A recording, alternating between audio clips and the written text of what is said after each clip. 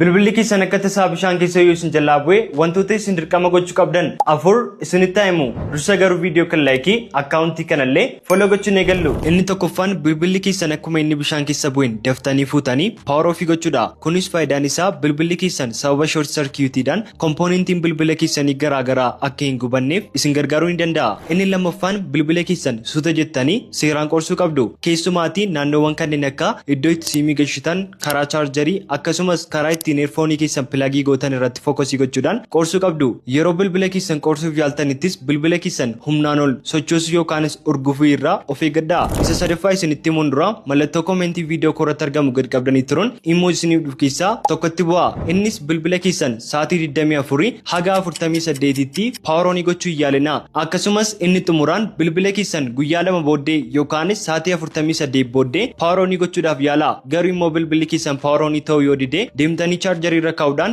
yeroo muraasa booddee irra deebi'uu yaalaa.